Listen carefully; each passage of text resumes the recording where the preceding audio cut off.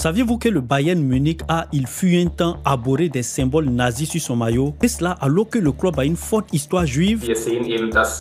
On peut voir que ces écussons montrent l'allégeance au parti et à l'État. Mais le Bayern n'était pas le seul.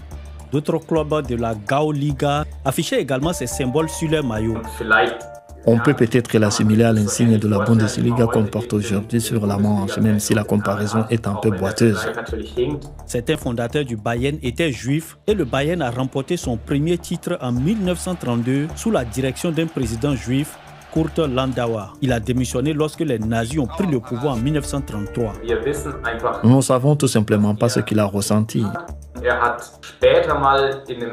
Il dira plus tard, lors d'un procès en dénazification, qu'il a été rayé de la liste des membres. Le Bayern a adopté l'idéologie nazie, y compris en bannissant les juifs du club. Certains affirment cependant que le club a tenté de retarder certaines de ces mesures. En 1934, le club honorait encore les membres juifs. Les sponsors juifs pouvaient faire de la publicité dans le journal du club jusqu'en 1935. Sous cet aspect, le club s'est moins mal comporté que d'autres clubs sportifs comparables.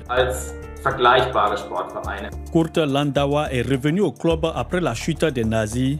À ce jour, il reste le président à avoir servi le plus longtemps le club.